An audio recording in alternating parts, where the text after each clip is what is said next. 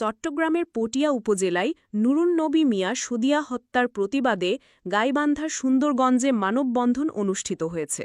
গত ২ সেপ্টেম্বর ২০২৫ নৃশংসভাবে খুন হন চট্টগ্রামের পটিয়ার নুরুন নবী মিয়া সুদিয়া।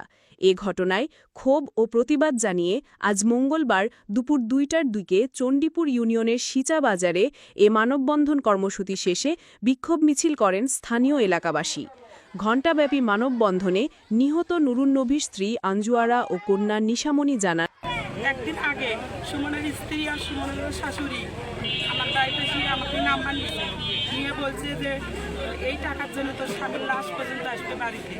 তারপরে আমি আমার স্বামীকে ফোন দিয়ে বলছি যে এরকম বলতেছে এই বাড়ির মধ্যে আসে।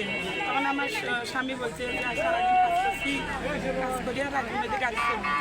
তখন রাত ৯টার সময় স্বামীর আমার হলো ঘটনা ঘটছে। আমি আপনাদের কাছে, মিডিয়ার কাছে, সারা বাংলাদেশের লোকের কাছে একটা আবেদন, আমি আমার স্বামীর হত্যা ফাঁসি চাই। আমার একটা প্রতিবন্ধী বাচ্চা আছে, আমার মেয়ে আছে, আমার একটা ছোট বাচ্চা আছে। এদের আহতনি যারা হয়েছে তারা আমি শুধু বিচার চাই। হয়নি, আমার বাবাকে যারা মেরেছে তাদের ফাঁসি চাই, বিচার না, শুধু ফাঁসি চাই আমরা। মানববন্ধনে স্থানীয়রা বলেন, করেছে সাধারণ কোনো হত্যা না, এটা পূর্ব পরিকল্পনাভাবে এটা হত্যা হচ্ছে। এই হত্যার আমরা বিচার চাই।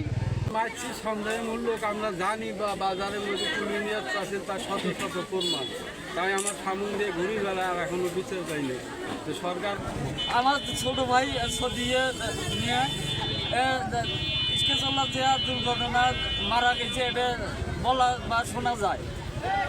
প্রকৃতি যেটা মূল ঘটনা এটা বোঝা যায় যে ছিনতাইকারীর হাতে মরণ নয়, তার হাতে রিস্কে আছে, টাকা আছে, মোবাইল আছে, সব কিছু আছে, আর তাই মৃত্যু হয়ে গেল।